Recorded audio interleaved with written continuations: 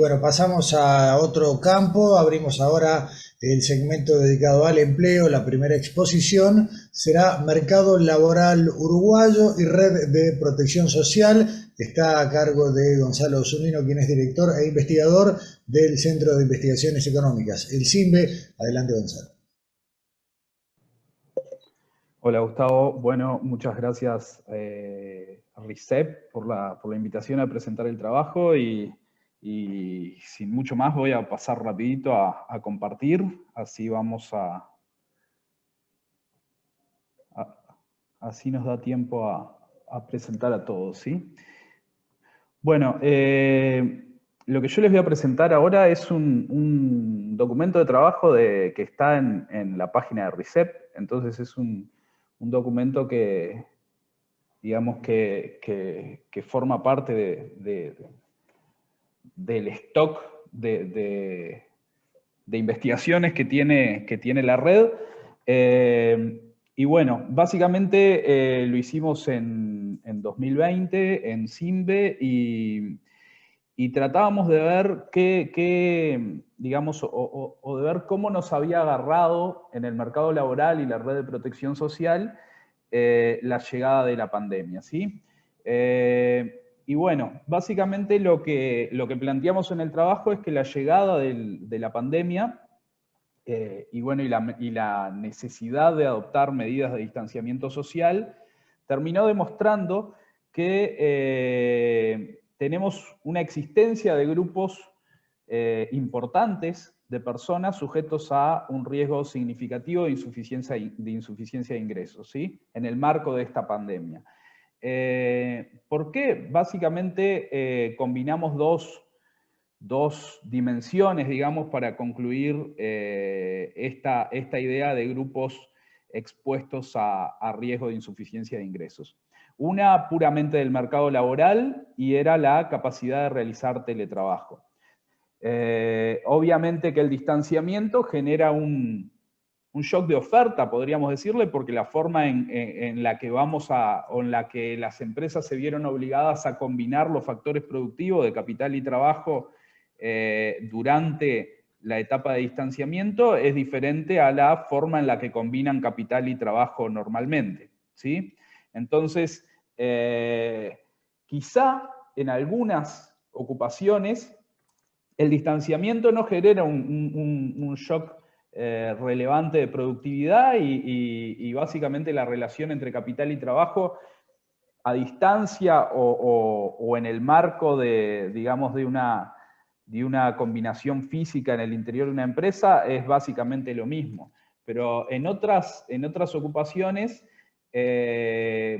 la dificultad del distanciamiento podía llevar a pérdidas importantes de productividad porque no todas las tareas las puedo hacer o no todas las tareas las puedo hacer igual de bien o directamente no puedo trabajar, ¿sí? Entonces de repente una empresa tiene el capital, tiene el trabajo, pero en ese contexto no está en condiciones de producir como producía antes. Entonces decíamos, bueno, si hay necesidad de distanciamiento, una variable clave es qué tan importante es ese shock de oferta y qué tan importante es en todas las ocupaciones. ¿Se puede realizar o no trabajo a distancia? Ahora, esa era una dimensión puramente laboral. La otra, para identificar este riesgo de insuficiencia de ingresos, tenía que ver con la red de protección social. Es decir, aquellos trabajadores que no podían mantener sus tareas a distancia, ¿estaban adecuadamente cubiertos por la red de protección social en el Uruguay? Si no puedo trabajar, ¿voy a tener algún ingreso para digamos, poder seguir sobreviviendo en el periodo de distanciamiento? Y bueno, y ahí había personas que realmente tuvieron dificultades, ¿sí? Una es bien intuitiva y son los trabajadores informales. Los trabajadores informales que no estaban capacitados o, digamos, por las condiciones de su tarea, de su ocupación, no estaban capacitados de hacer teletrabajo, las medidas de distanciamiento les implicaban un shock bien importante en términos de actividad y la red de protección social no les otorga la herramienta habitual que era el subsidio por desempleo que comentaba hoy más temprano Fernando Filgueiras. No son solo los, pero digamos, no eran únicamente los trabajadores informales los que estaban en cierto término descubiertos o con riesgo de insuficiencia de ingresos. El otro grupo importante serían los trabajadores por cuenta propia, ¿sí? Los trabajadores independientes no tienen dentro de sus beneficios, aún siendo formales, el seguro por desempleo. Entonces, yo soy un trabajador independiente, formal, pero de todas formas, si no era capaz de teletrabajar o mantener mis tareas en un contexto de distanciamiento, iba a sufrir una caída importante en mi nivel de actividad, en mi nivel de trabajo, y no estoy adecuadamente cubierto por la red de protección social. Después teníamos otros tipos de trabajadores que los consideramos y los intentamos cuantificar, que en realidad son asalariados formales y por lo tanto serían beneficiarios del subsidio por desempleo, pero su nivel de ingreso es muy bajo. Como el subsidio por desempleo no cubre la totalidad de tus ingresos laborales, sino una parte de los mismos, en caso de que se hubieran visto interrumpidas sus actividades por no tener la capacidad de teletrabajar, iban a recibir un ingreso, pero un ingreso que podía quedar por debajo de ciertos umbrales. Nosotros lo que fijamos como umbral fue la línea de pobreza definida en términos per cápita. Así que en el trabajo dijimos, bueno, ¿quiénes son vulnerables? Los que teniendo poca capacidad de teletrabajar o no están cubiertos por subsidio por desempleo o estando cubiertos, ese ingreso que percibirían queda por debajo de la línea de pobreza definida en términos per cápita. Bueno, dijimos, combinar esas dos dimensiones. Para combinar esta capacidad digamos, esta idea de capacidad de teletrabajar, nosotros armamos un índice en base a la información de ONET de Estados Unidos, un índice a nivel de ocupaciones. De este tipo de índices después surgieron, digamos, proliferaron bastantes a lo largo de 2020. Este trabajo lo arrancamos básicamente en marzo de 2020, cuando recién llegó la pandemia. Así que no necesariamente coincide, pero nosotros con otros índices que puedan estar en la literatura, nosotros tomamos 12 ítems de ONET asociados a distintas actividades o contexto laboral de los individuos, que acá los pongo. Qué tan intensivo es la ocupación en análisis de datos e información, qué tan intensivo es en la necesidad de pensamiento creativo, establecimiento y mantenimiento de relaciones personales, guía, dirección, motivación de subordinados, operación de vehículos, equipos o aparatos mecanizados, asistencia y cuidados, trabajo directo con el público, inspección de materiales, equipo u otras estructuras, manejo y movimiento de objetos, interacciones cara a cara, uso de teléfono, uso de mail. Algunas de estas dimensiones que están en la base de ONET, cada una de estas dimensiones está calificada de 1 a 5, donde el 5 es que ese ítem es muy importante en la ocupación, el 1 sería muy poco importante en la ocupación.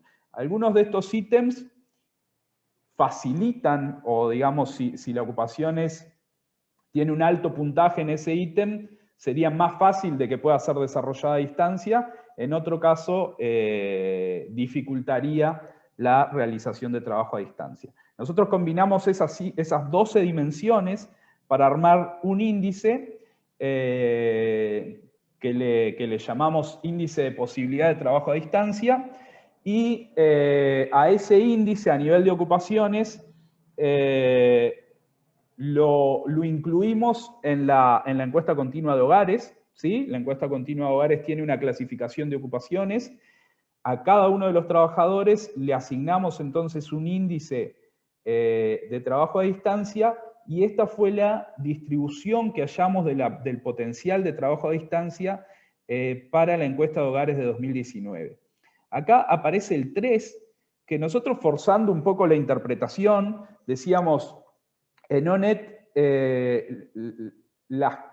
digamos, la encuesta tiene respuestas discretas, donde el 5 es mucha intensidad, el 1 nada, 2, 3 y 4. ¿Sí? Nosotros dijimos, bueno, un 3 podría representar una intensidad media de esas dimensiones del trabajo, y por lo tanto un índice en el entorno de 3 indicaría una ocupación donde más o menos la mitad de las tareas que hacía habitualmente las puedo desarrollar de forma más o menos normal, y la otra mitad de las tareas empiezo a tener dificultades. ¿Sí? Perdón, Gonzalo. Sí. Sí, no, te quería señalar el tema del tiempo porque nos quedan todavía unas cuantas exposiciones dentro de este tema y bueno, y estamos ya con algún atraso. Ya me pasé. Tremendo. Bueno, decíamos, tenemos gran parte de los trabajadores con un índice menor a 3, lo que quiere decir dificultades importantes de hacer trabajo a distancia. Y si ustedes ven, la línea amarilla es informal, la línea roja es formal. Estas dificultades de realizar trabajo a distancia son incluso más severas en los trabajadores informales que en los formales. Los informales ya sabíamos que iban a estar dentro de los vulnerables, así que podíamos, o dentro de los sujetos a riesgo de insuficiencia de ingresos. Así que esta zona de acá, varios serían sujetos a riesgo. ¿Por qué? Porque tienen dificultades de teletrabajar y algunos no van a estar cubiertos por la red de protección social. Esto, digamos, vamos a pasarlo, es cómo esas posibilidades de trabajo a distancia se distribuyen por sexo, por quintiles de ingreso, por edad. Básicamente lo que se da es que en los quintiles menores hay más proporción de trabajadores con dificultades de realizar trabajo a distancia, ¿sí? Digamos, por edad o por sexo es un poquito menos clara la distribución, aunque en los hombres en promedio habría un poquito más de dificultades, y por edades tenemos en los jóvenes algunas dificultades más marcadas. Hicimos algunas exploraciones para ver cómo esto si había, digamos, qué tanto le creíamos a este índice, si era relevante o no para el impacto. Esto es solicitud de subsidio por desempleo y trabajadores con índice de posibilidades de trabajo a distancia menor a 3 por sectores de actividad. Los sectores donde había menor proporción de trabajadores con índice menor a 3 son los que tienen menor cantidad de solicitud de subsidio por desempleo, y pasa lo contrario en los sectores con mayor cantidad de trabajadores con dificultad de trabajo a distancia. Hicimos algunas otras pruebas que están en el documento y entonces más o menos concluimos que le creíamos, ¿sí? Después ustedes podrán leerlo y hacernos algunas críticas, pero concluimos que podía ser un indicador relevante.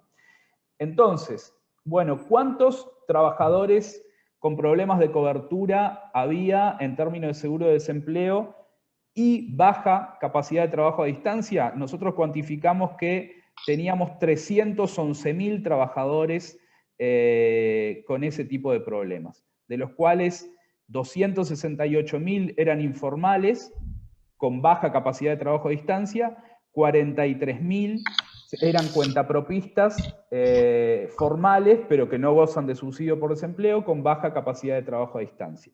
Gonzalo, una vez más te vuelvo a pedir que, bueno, sí, resuma al máximo porque tenemos 5 exposiciones más todavía y 20 minutos. Dale, redondeo.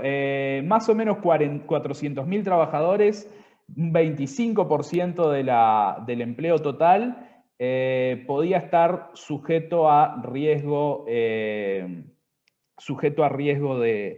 sufrir, a riesgo de ingresos, ¿sí? De pérdidas importantes de ingresos.